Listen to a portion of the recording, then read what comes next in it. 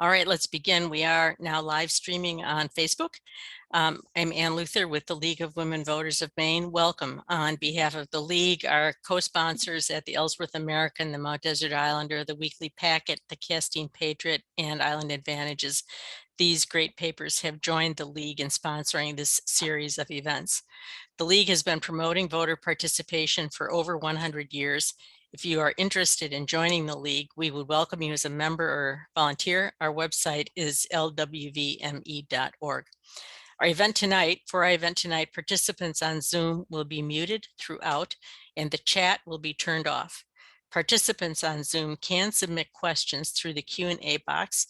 You'll see that on the bottom toolbar of your Zoom screen. Fair warning, we have received a few questions in advance by mail, but if you have a question, put it in the Q&A box and our moderator will work it into the rotation. We'll have time for quite a few questions in the second half of the hour. We will not be monitoring questions on Facebook. We do have somebody monitoring the Facebook comments, but only to make sure that we keep the conversation civil. If you're on Facebook live stream and want to ask a question, it's not too late to join the Zoom. Go to lwvme.org events and register now to get the participant link. You can hit that link and drop right into the Zoom webinar where you can post your question. The Facebook video will be available for later viewing on Facebook and through our online voter guide at vote411.org. The League of Women Voters of Maine posts recordings of forums in order to inform voters. These recordings are unedited. Viewers may share or embed the complete video. However, no parties are authorized to download, edit, or distribute any part of this recording without written consent from the League of Women Voters of Maine. Excerpts and/or edited clips of recordings may not be used for partisan, political, and/or campaign purposes. We appreciate your cooperation in this. Let me now introduce our moderator for tonight, Nat Barrows, who, based on Facebook comments, has his own fan club. Nat is the publisher and editor of the Penobscot Bay Press, which publishes 3 weekly community newspapers here in Hancock County.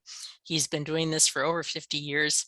In 2018, he was inducted into the Maine Press Association's Hall of Fame. Here's Nat. He'll run the show tonight, and I'll see you back here at the end. Okay, thank you, Ann.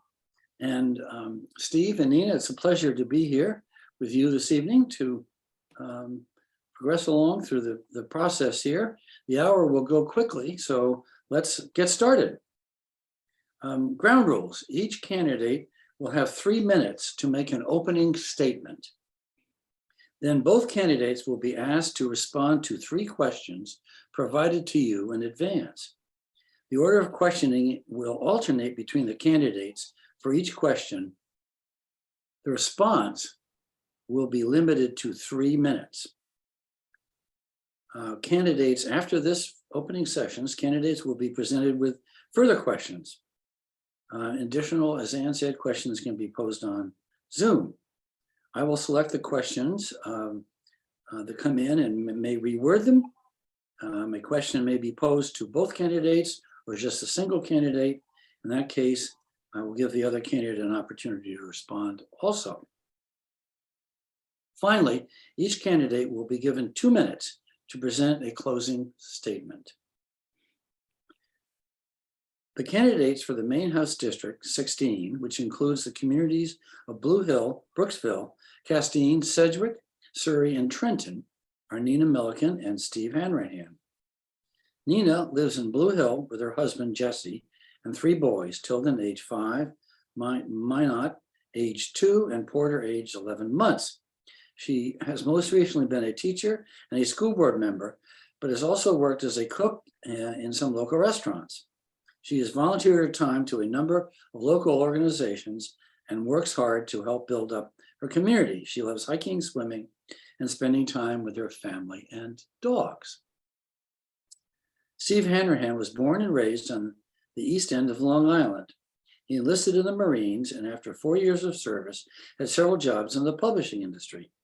In 2001, he and his wife moved to upstate New York, where he learned the heating trade. This led him to a career in water treatment, where he ran a Legionella management program for several large corporations. After retirement, he and his wife spent 3 years searching for a place to call home and discovered something about Maine. He says it is the most beautiful state he has ever been in. The two of them landed in Bucksport first, then moved to Harborside. So, Steve, you will give the first opening statement. 3 minutes. Thank you very much. I want to thank everybody that's involved with this. I had a different opening statement, but I watched Mr. Falkingham and Mr. Gutt's forum last night, and they did a really good job. They stuck to the point, and their answers are really good until it came to a question about constitutional law from Mr. Falkingham. And after he gave his answer, for some reason it was a question just for him, it went to Mr. Gott. And after absolving Mr. Falkingham of any guilt from being involved there, he proceeded to say, and I quote, controversial and I would say extremist statements coming from there, unquote. With just this statement, he disparaged a couple of dozen people I trust and respect, and I would like to know if Mr. Gott has ever attended an event that made at this hall to make this claim. This leads me to a bigger question. When did we become so hateful? When did we lose our ability to listen to each other? I remember when we had debate clubs in school, which taught us to engage in civil discourse, the ability to present an idea and have facts to back it up. We also learned to listen to others and their opinions. I remember a polite society where we not talked poorly of others. I remember a time when newspapers and news shows gave us facts. Even though slightly slanted, we had enough information so we can make an intelligent decision. Today, we only have to say something negative about somebody and everybody believes it. And you say it enough, like Joseph Goebbels, it becomes the truth. Today, you don't even have to know somebody to yell and scream at them, like the senior citizen who yelled at my wife because she saw a sign on my car. We now teach our kids that there's a difference between people because of their skin colors. We teach them that they are growing up in a bad country and that they are oppressed or victims.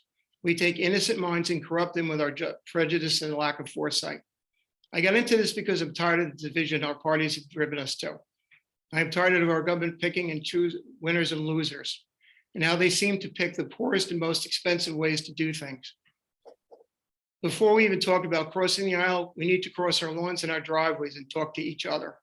I believe that we should reacquaint ourselves with the sense of community to protect the history and heritage of our state and our country. And if we do not change this trajectory, it will not go well.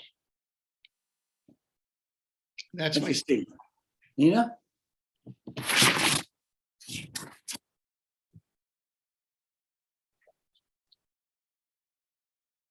Can't hear you. Nina, we can't hear you.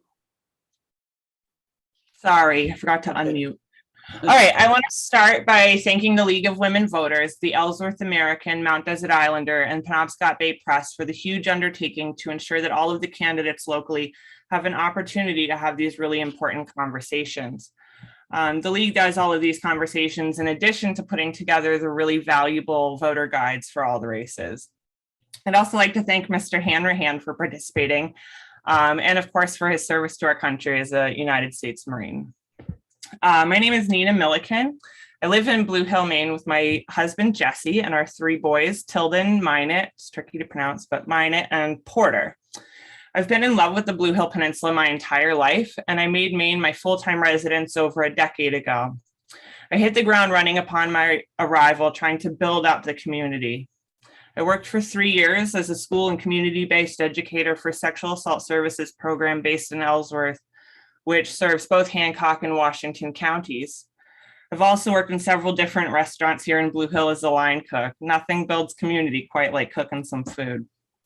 When my oldest son, Tilden, was born back in 2017, I went back to school part-time at College of the Atlantic to work towards my teaching certification. I did my student teaching here in Blue Hill at George Stevens Academy, and I've taught the last 2 years at the Blue Hill Harbor School. In the spring of 2021, I ran for and won a seat on the Blue Hill School Board and have served diligently on that board and on the Blue Hill Consolidated Schools Boosters Board of Directors since then. In hopes of helping my children learn the value of contributing to their community with them, I have volunteered for the Blue Hill Heritage Trust for several years in a couple different capacities. Being able to combine our love of the outdoors with volunteerism has been a wonderful experience for myself and my kids. We live in the most beautiful place on earth. I agree with Mr. Hanrahan on that point. And I'm happy to work with my kids to make sure that we keep it that way. I also help organize the roadside cleanup day every spring here in Blue Hill. And I work with all 4 of the schools in town to get them involved also. I don't stand on the sidelines though. I'm in the ditches on the side of Route 15 every year, picking up loads of trash with a couple hardworking friends and my husband. Please don't litter. This last summer, I worked collaboratively with some amazing staff over at the Inspire Center in Ellsworth to help train over 100 people on the Blue Hill Peninsula to administer Narcan, which is a life-saving opioid overdose reversal medicine. The opioid epidemic has impacted Maine at an alarming rate, and we have a lot of work to do to help get people safely into recovery. I'm a hardworking, highly accessible, motivated person who's well connected in this community and known for getting things accomplished, often with a baby or toddler or 3 in tow. I work collaboratively and creatively, and I hope to continue my service and life of service as the state representative for this district. Thank you. Thank you, Nina. Okay. The first question that came that you have in advance is the following. And Nina, you will be responding to this first because that's the way I set it up. What are the impacts of changing climate in your district? And how can they be addressed by the legislature? Yep. In some ways, I feel about global warming the way I feel about gravity. It's real, it's backed by reputable science, and its existence has been proven over and over and over again. To be frank, though, I'm a little more concerned about global warming than I am about gravity. There are a lot of threats that global warming holds over our district.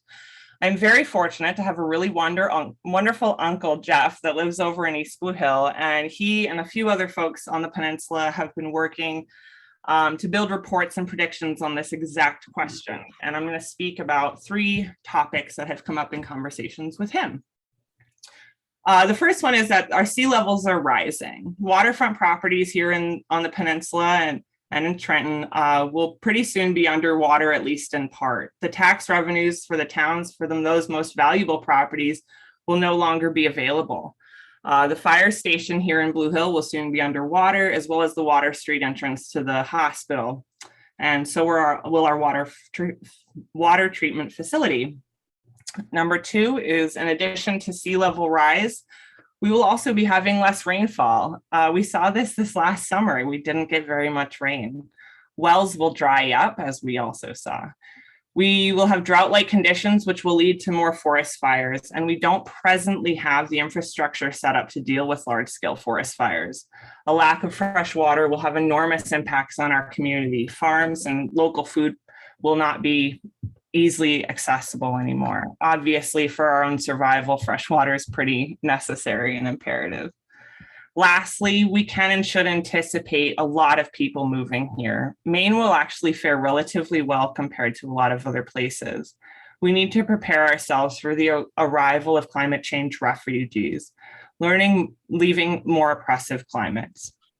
We need housing, we need social services, we're going to need a lot. This has already begun. Many families have moved here in recent years to escape a variety of noteworthy climate problems, from massive hurricanes in the southeast to wildfires out west.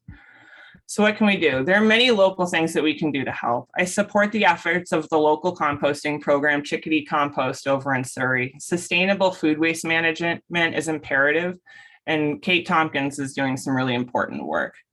I encourage folks who are needing to buy new vehicles to look into hybrid and electric vehicles, and I applaud local businesses for setting up infrastructure charging stations for those vehicles. We should be conscientious with what we use. We need to recycle, reduce, and reuse. I think the legislature can help in, new builds. There should be minimum standards for heating and insulation efficiency for new builds. I would be happy to look at that in the legislature. And I think also subsidizing costs for heat pumps, solar panels, and things like that would be helpful. Thank you. Okay, thank you, Nina. Steve. Well, I agree that there's something going on.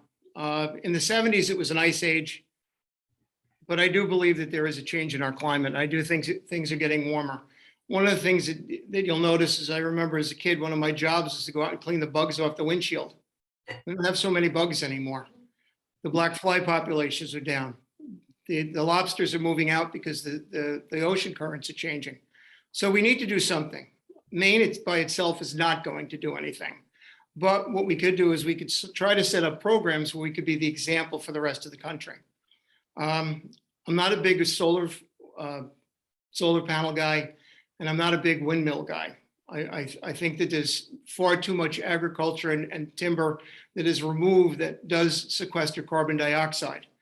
Also, one of the things is when they're building solar panels, they use a substance called sulfur hexafluoride. It's 22,000 times more greenhouse effective than CO2. And they're mostly built in China, so I'm really not so sure about these guys taking care of this gas and using it responsibly. So we need to do something. As a former Marine, I spent 28 months at the submarine base in New London. I very much believe in nuclear power. These guys live with a nuclear plant day to day. Let the Navy do it. I think that would be a great example, a great thing for us to help us get past the power problems. Also, hydroelectric power. I'm not sure exactly what happened with the CNP corridor, and I know some people are looking to revitalize it. I believe there's going to be less deforestation if they do that than if with building these wind solar panels and the wind turbines. Additionally, they want to put them out to sea, and everybody, the lobster industry is having a tremendous problem because of these. They want to put these up, and there's all these restrictions that it's not renewable. But if you set these things up, you have frequencies that they develop, and there's studies that prove that it may disrupt the whales' communications, it may disrupt their food source, their plankton production that they eat. So we really need to look at other alternatives. And I don't disagree with anybody that we need to do something. And there are a lot of programs that are going on. I think, like Ms. Milliken said, there's people that are doing things, and I think people should come together. Not the government, the people should really sit down and be able to try to ferret this out. And if the government were to do anything, I'd put $1 million bonus out there for somebody that could invent something that is clean on the beginning and clean on the end. I mean, solar panels are great if they're on your house, and then they become hazardous waste. When their life cycle is done, they're hazardous waste. We don't have a waste stream for them yet. So I believe it's up to the citizens, and like Ms. Milliken, community leaders to come together. Thank you, Steve. Next question, and Steve, you'll be answering this one first. What are the major economic problems in your district? And how do you propose addressing them locally and in the legislature? One of my things is most questions end with what will we do in the legislature? I'm not a big government guy. I don't believe the government does things really well. Some of the economic problems we have around here and a local level, people can't find employees. The government has subsidized too much of people from working. We can't find employees. There's a housing issue, and that's something completely different and really is beyond my capacity at this moment to be able to address. There has to be better minds than mine. They come together and try to figure out how to build housing in areas that would bring people in so they'd have a place to live. It's just, there's 58% participation rate in this country on unemployment. The big problem is there's a lot of people retiring, and the Gen Zers are people that don't participate, 15 to 20 years old. I have a friend that has a business, he can't hire anybody. The local deli, which I'm sure Ms. Milliken knows, Mike's, has had a problem with employees. So that's a big economic problem. And I mean, I'm sure there's a couple others, but what I see as employee, I see we're not replacing or encouraging our children to go into the trades. I can't find a plumber, I can't find an electrician. And when you talk to them, they have nobody to work for them.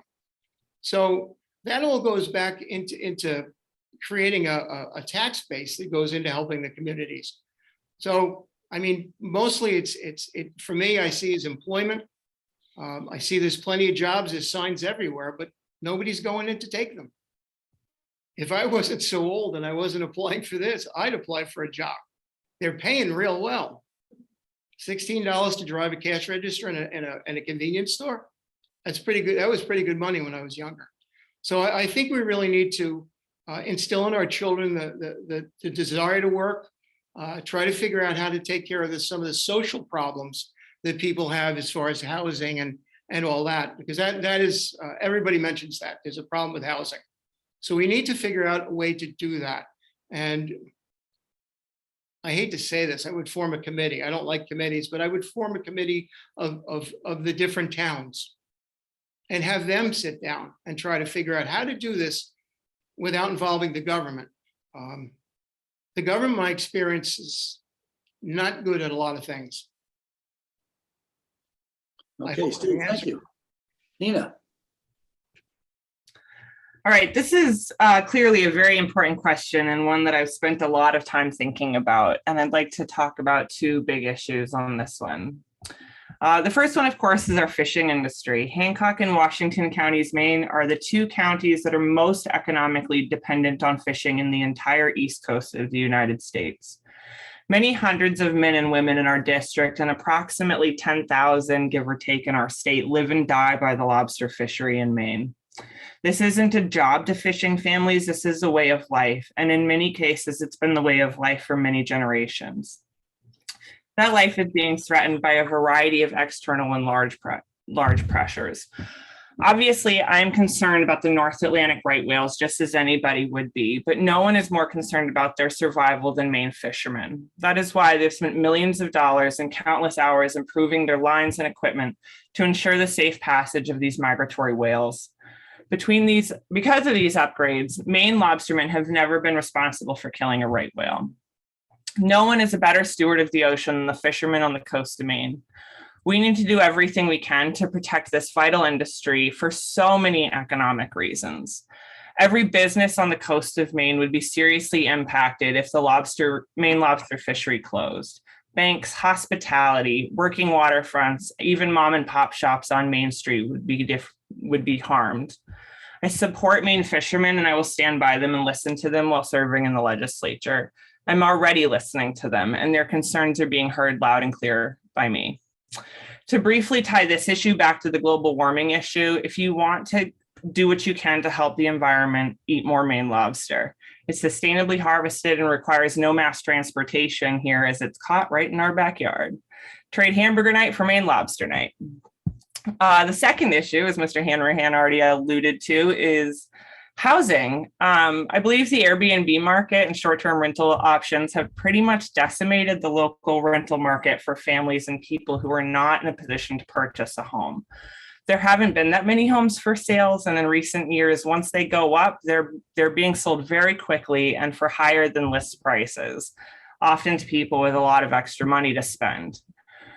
We need to look at ways to incentivize long-term rentals over short-term ones in order to keep local people here in the community. This is something that the legislature can and should be doing. The legislature also really needs to be investigating ways to prepare for the care that will be needed for our elderly population in coming years.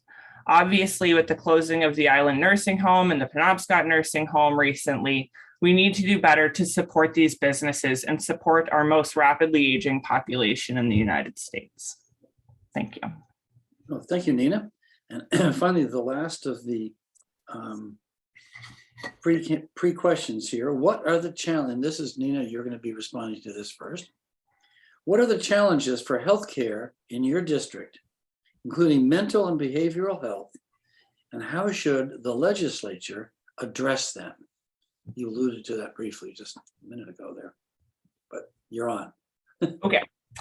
All right, let me start by saying that we are just coming out of what is perhaps the scariest time in a century to be a healthcare worker. And we as a society owe a huge debt to the nurses and doctors and other folks in the healthcare field for their enormous sacrifices and just for showing up every day. The stories that came out of the pandemic about the challenges of this field were heartbreaking, terrifying, and chaotic. My husband and I welcomed 2 children since March of 2020. And I'll never be able to thank these frontline workers enough for getting myself and my family to this moment. We really appreciate it. That said, not everyone feels the way that I feel. After being hailed as heroes in the beginning, nurses and doctors were painted as liars and quacks during the pandemic. Long hours, scary conditions, and long periods often of not seeing their children and family members have led a lot of folks to leave the medical field and leave it for good. This has led to a lot of frustrations in the medical field nationally, as well as here at home. It can take months for people in Maine to see specialists. If you're a worried parent of a child who is having trouble breathing, you can't wait months. We have a family friend here in Blue Hill who has had to go to Massachusetts to get testing and treatment for this exact issue for their 2-year-old daughter, who will be having surgery in Boston this month. Imagine if they had not had the resources or the insurance to help cover some of those costs. That little girl would still be waiting on a diagnosis until early in the new year. As a mom, we cannot ask moms to spend their nights awake listening to make sure that their children are breathing. We need to work as a state to get more medical professionals to move here and stay here so that our neighbors who are sick can get treatment that they need without having to cross state lines. It's a lot easier to recover from a surgery at home than it would be in a hotel room. Additionally, our mental health care system is in shambles. The people who work in this field are immensely capable and hardworking folks who have the best intentions, but they're in a system that fails people over and over again. Unfortunately, most people don't realize this until they're personally in a crisis situation, and then they're thrown into a complex and often absurd system to navigate that generally has poor to catastrophic outcomes. This should be addressed too. We need clear and proven systems to help support people with behavioral and mental health issues. This applies to folks living with substance abuse disorders also. When people are ready to work towards sobriety, they should never be put on a wait list. People die waiting for beds in rehab facilities, and that's never okay. Thank you. Okay, thank you, Nina. Okay, Steve, your next question is for you, and this is the question for you to start with. Do you favor a ban of flavored tobacco products? I'm just going to butt in here for a second, Nat, because I don't think Steve got to ask the healthcare question, answer the healthcare question. Oh, excuse me. Oh, Steve, yes, by all means. Thank you, Ann. Steve, you're up. Sorry, I was moving ahead. I got the Steve on the next line. I have to start with ditto. I agree with everything Ms. Milliken said. There are a lot of concerns. We've lost a lot of staff due to the COVID. One of the things I also believe is that I don't think there's enough competition with hospitals. And I don't mean to say that in a mean way, but you only have kind of a couple of hospital systems here that function, and it creates an environment that's more expensive for people. I go with the VA, and I know how difficult it is to go to the VA. During COVID, before you get an appointment, you had to take a COVID test. It took 3 days to get the return on that. And you could die if you had the right thing. They sent you to civilian hospitals, at which point, once they found out you had COVID, the treatment stopped because I had that situation happen to me. So I agree with her wholeheartedly that we need to find a way to entice more people to come to work in the hospitals. I also agree that we need to find a way to not put the pressure on them with the vaccinations and stuff. I've gotten the vaccinations. I'm not a big vaccine guy. There's too many different things out there that are said, and too many problems that people are having. So I think that needs to be solidified before we move forward with something like that.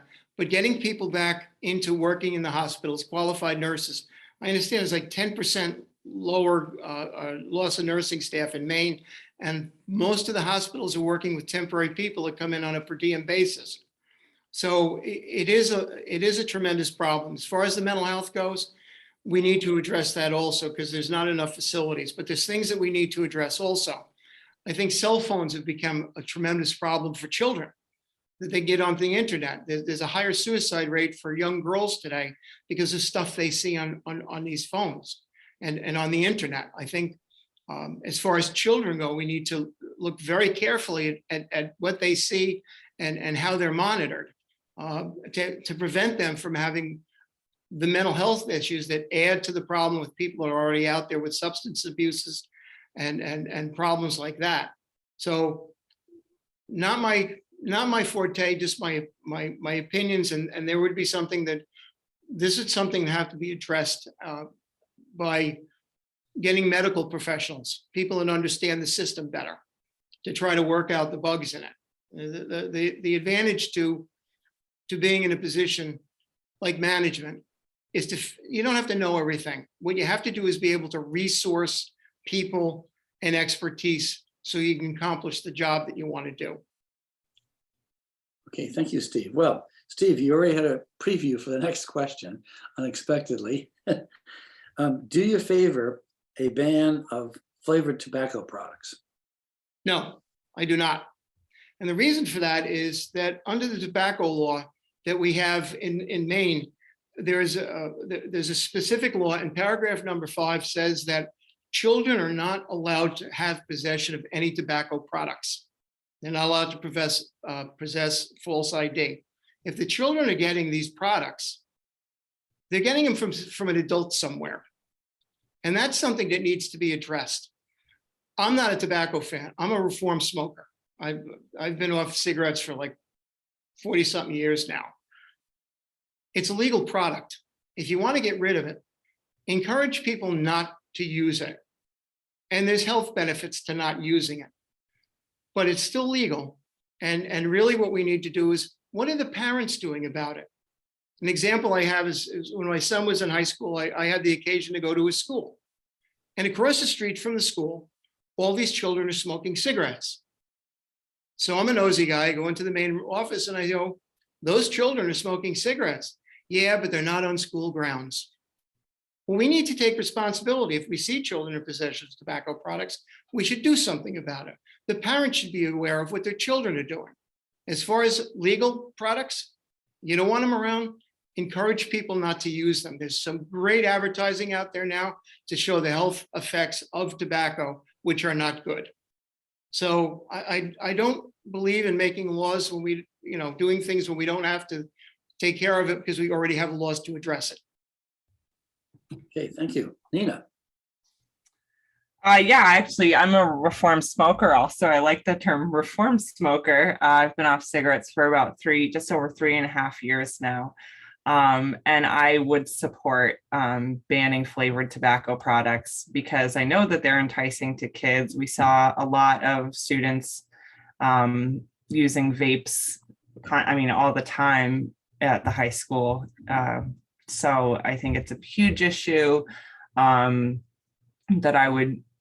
my instinct says, yes, I would be supportive of that. I would like to see the legislation proposal before I 100% say yes, but my instinct says yes. So. Okay, well, Nina, thank you. Well, Nina, you're up first on the next question, excuse me, which is, should the state pay to allow parents to send their children to any school they want? I am a firm believer in public education. I serve on the Blue Hill School Board and I am a teacher also. I do not like the idea I think there should be a firm separation of church and state. I do not like the idea of my tax dollars going to pay for a kid to attend a religious school necessarily. But here in Blue Hill and in many towns locally, we have school choice. So students that don't live in a town that have a public school can choose to send their kids to other schools outside of their area. I'm going to say I support parents being involved in the public schools that their kids can go to. And I don't think the state should necessarily pay for students to go to other schools. Okay, thank you. Steve? I believe the money should follow the child.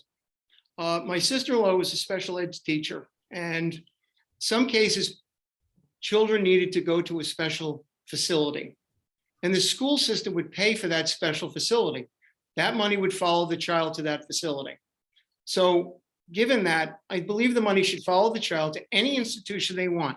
As far as separation of church and state, if you read the Constitution, you read the founders, it simply states that the government cannot interfere in religion. It doesn't say that there's a barrier between them. It just says one cannot tell the other what to do. It can't create a religion, and it can't deny a religion. The thing about separated church and state comes from the letter that Jefferson sent to a synagogue that said there's a wall between them. And that's been misconstrued. I think if a parent wants to send their kid to a religious institution, and I don't care what religious institution it is, if you want to send them to a school that teaches them to be monks, if it's going to help the child, if it's going to create competition in the school systems, I think that's a good thing. I think when a child is locked into a system and they have no options, then the system doesn't have to be great. Competition creates greatness. You can't just acquiesce and say, yep, it's good enough. They're here. I think that there should be actual competition in schools. Okay, good, thank you.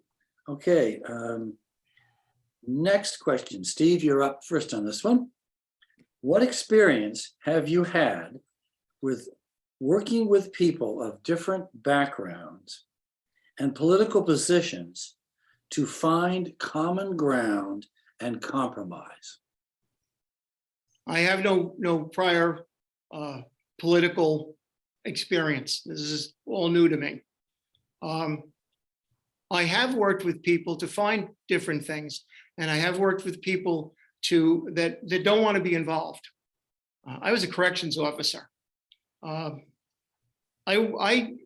had people do things that they were supposed to do that didn't want to do them. The simple part, and I've been in management. Management is simply the ability to access, and I said this before, access the people that have the knowledge and the skills that you don't have to organize whatever program that you need to do. Simply talking to people, and going back to my opening, we don't talk enough. We don't express things.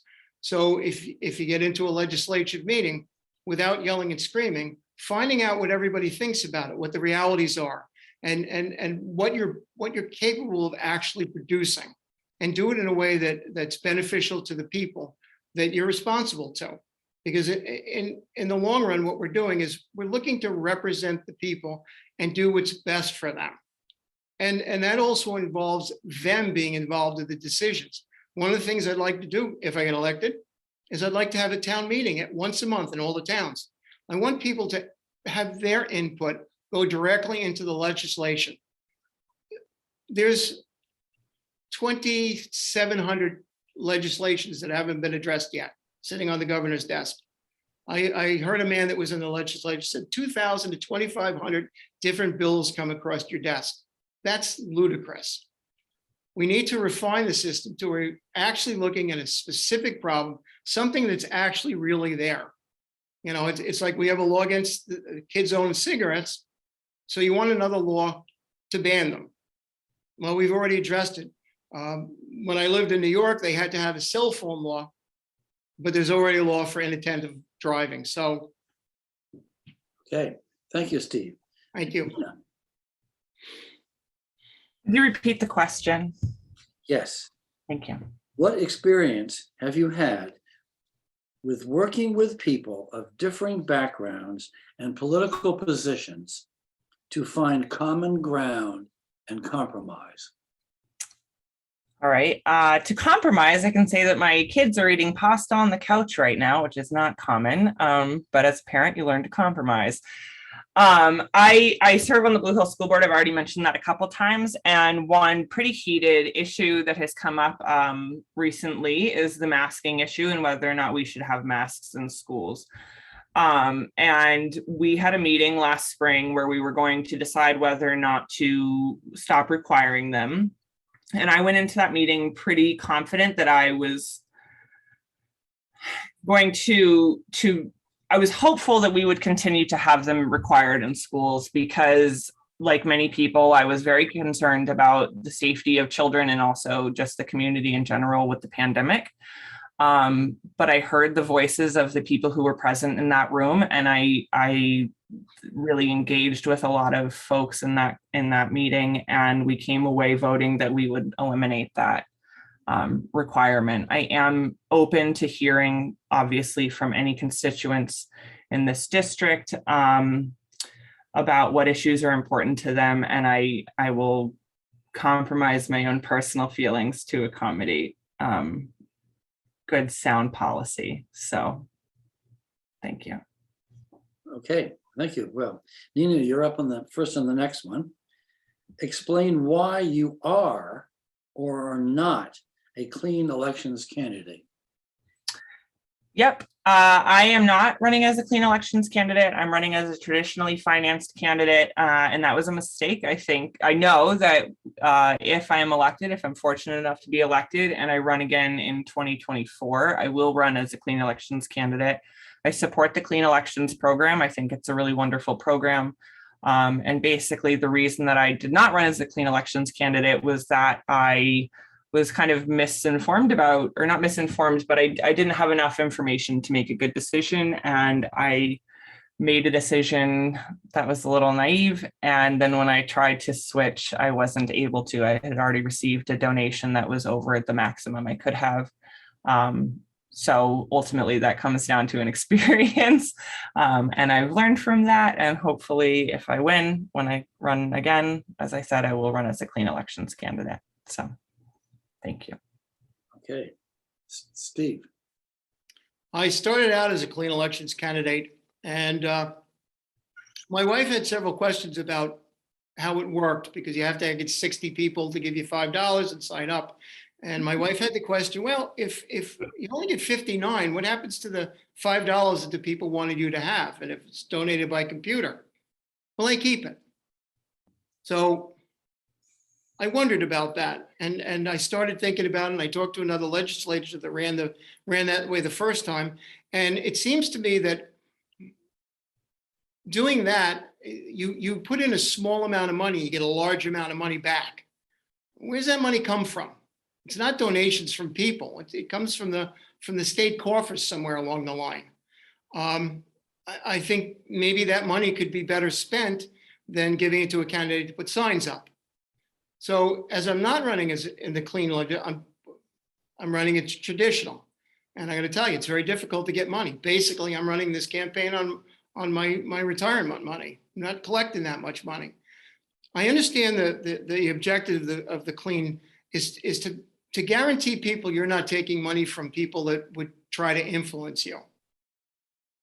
But if there's really integrity, and you can prove that there's integrity, that's not too much of a concern for me. I'm paying my own way. I'm beholden to nobody. I have a moral background that prevents me from doing anything other than what I've promised to do. I believe that I answer to a higher authority one day, and I want to make sure that my bill is clean when I get there. So I'm running as a regular traditional candidate. Okay, thank you both. Okay, the next question, and Steve, you're up first on this one. When voting on legislation, what are your priorities in order? The priority choices are the position of your party, the effect on your district constituencies of the legislation, and your personal priorities. The constituents. That would be the whole thing for me. I'm here to represent people. I have a very strict moral code. I have my own beliefs, but they're my beliefs. I don't impose them upon anybody. And if the people in the district vote or want something that's way beyond what I'm capable of doing, then maybe I should step aside.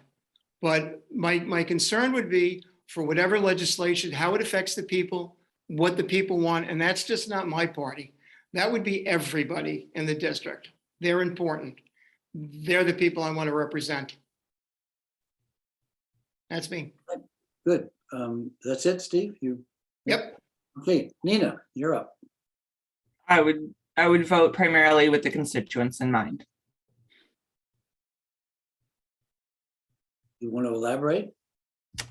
I don't know that it needs much more elaboration than that. I obviously am running as a Democrat. I would, and I, same as Mr. Hanrahan, have my own personal and moral beliefs, and I'm very opinionated. I'm very strong-willed. Most people would tell you that, but I'm going to listen to the constituents of the district and vote in accordance with what I believe to be the best for the district. Okay. Okay, this is a simple yes or no question.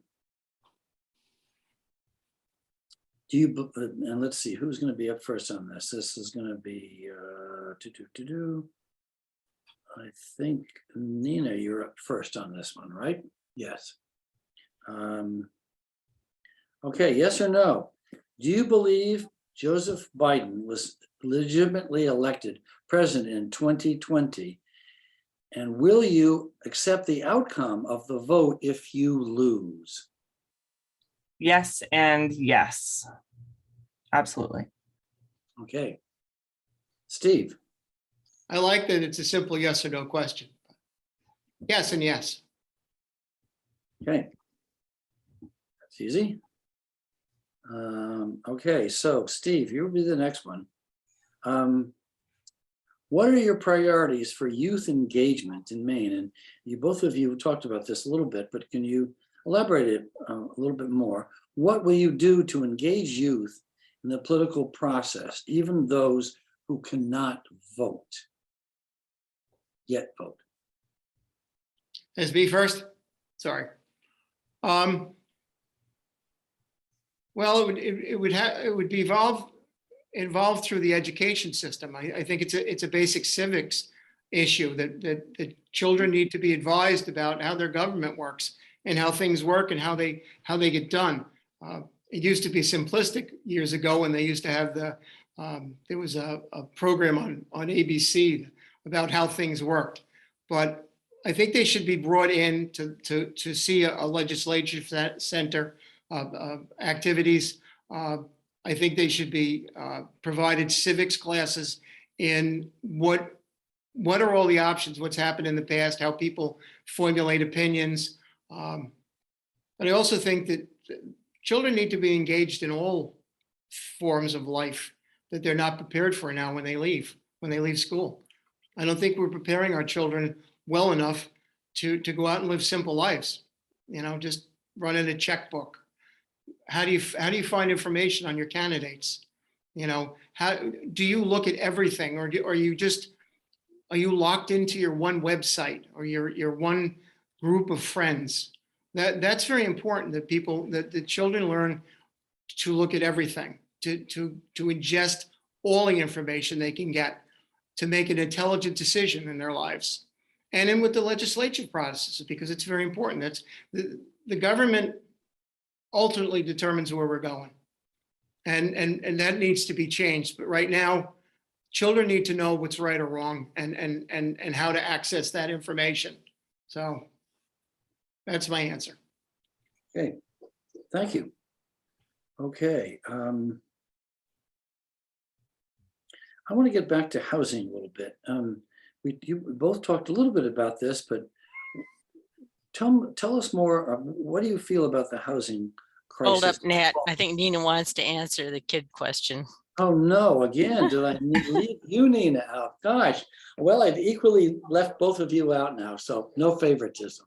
So Nina, excuse me, go ahead. Thank you. That's all right. Thank you so much. Question? It's about engaging kids in the political process, even if they're Yeah. too young to vote. Was that it? Okay. Yes.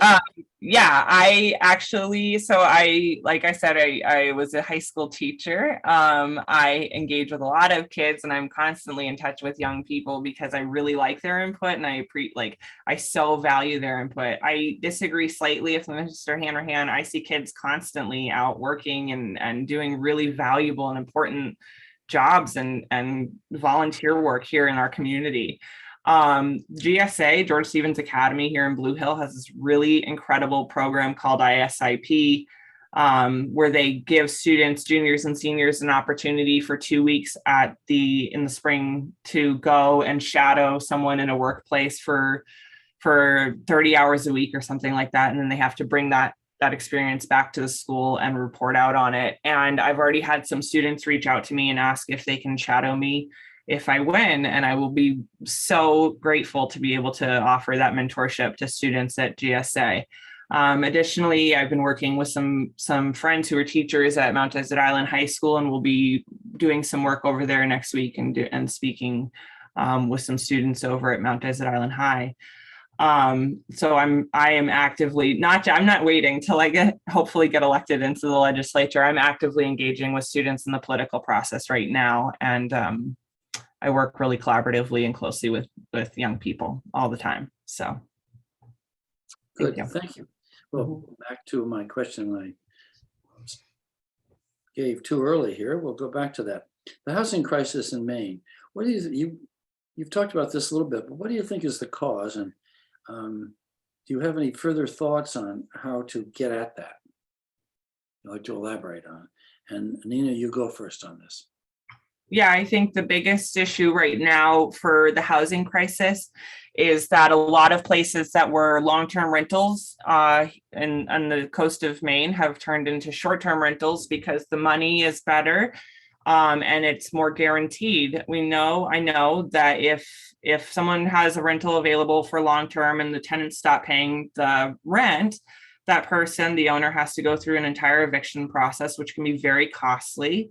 And ultimately that it makes people not want to put their properties up for rent for long term. They'd rather do it through the Airbnb program, which ensures everything, the money, it ensures people get paid, it ensures the security of the building itself, so that if anything hurts the rental property, Airbnb will cover those damages.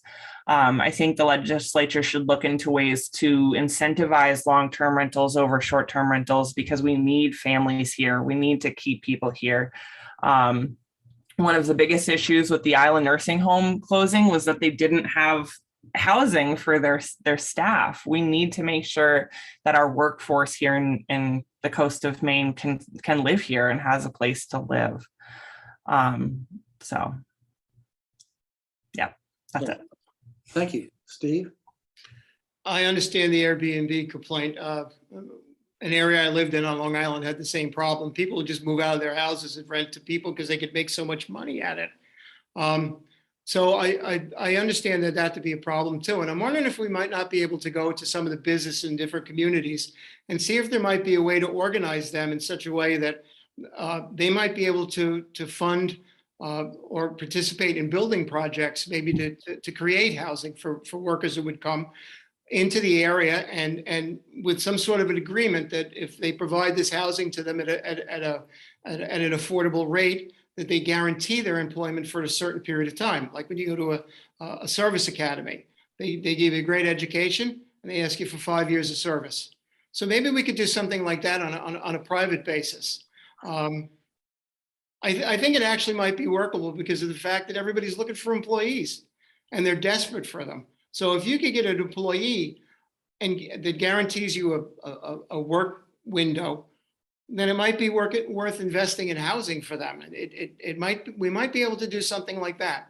I don't disagree with an incentive program, but I really like to work outside of the government, see the community, see if they can come up with their own solutions. I think government should be a last resort because it spreads the cost out too much on people that can't afford it sometimes. So maybe using a community-based project might work out really well. Okay, thank you. Okay, well, that concludes the questions. It's now time for the closing statements. And Nina, you are first. All right, I would like to start my closing statement by restating my appreciation for this whole experience. Civil political discourse is so hard to come by in this moment in history in the United States. So I'm really grateful to have had this opportunity to have this forum with Mr. Hanrahan. I'm also, again, very grateful to the League and the local papers, and for you, Mr. Barrows, for putting this on. Thank you. One thing I love about Maine is that it feels like one really big, small town. Everyone loves to look for ways to support their neighbors and help and build their community up. I love this community. I spend so much of my time working to support it, from my service on the school board to volunteer hours maintaining trails for the Heritage Trust. I know so many of you and have met so many more of you over the last several months as I've come to your doors, met you in coffee shops, ice cream parlors, and small grocery stores on the campaign trail, and helped some of you with issues and concerns at different school board meetings. I have taught some of your children in school. I've seen your kids at soccer games and practices. I've even coached some of your kids at T-ball. I've bought lobsters off your boats. As a mom, I'm deeply accustomed to multitasking and coming up with creative solutions to a large variety of issues. As a teacher, I can think on my feet and work with what I'm given. And as a person, I'm accessible and always happy to listen to you and work on solutions for you here and in our community. And I hope to be able to bring that work with me to Augusta and work for you in the State House. Thank you, everyone, for taking the time this evening to listen to this. And I look forward to continuing to listen to you if you'll let me. So thank you. Thank you, Nina. Steve. I also thank everybody for that's involved with this, and Miss Milliken. I met her at the Blue Hill Fair once, and I said, you know, if we got to talk, you might find out we're not so different. And I do agree with her on quite a few subjects. This has been a really interesting journey. It's one of the most interesting things I've ever done in my life. If you really want to truly find out about the complexity of community and neighborhoods, run for an elected office. Some of the towns like Brooksville, where I live, people go back to the 1700s. That's amazing to me. They know their lineage and they're protective of it. And there's some towns where there's away people, not like me, hopefully. They come in and they want to change things, and change is inevitable. We do have to change. Everything changes. The climate changes. We all change. But we have to do it, and hopefully with the intelligence of maintaining the character of the community, the history of the community, not coming in and building big mansions and changing the way things run, working within the community itself so that the change happens intelligently. We need to elect good people. We need to have them in the towns and the counties. They have to be able to grow the state, to preserve the character and the heritage of the state. I'd like to be one of them. I'm also available, and I agree with Ms. Milliken on that. If you're not available, what are you doing? I'm always available to talk to people. I've had lovely conversations. They warned me about knocking on the wrong door, but I've had lovely conversations with Democrats too. We all in this together. We all have to shake hands and get along. Okay, well, thank you both. Well, and thank you, Nat, for moderating this forum so ably. And thank you both to the candidates, both for your willingness to run for office and to serve if elected. Campaigning is hard. Service might be harder. It's a high calling, public service. And so thank you for your willingness to do it. Thank you to our audience. We were very happy to put on this forum tonight, and I hope we all learned something about each other. So thanks, everybody. Thank you. Good night. Thank you to the League Good of night. Women Voters and you, Ann. Bye. See ya.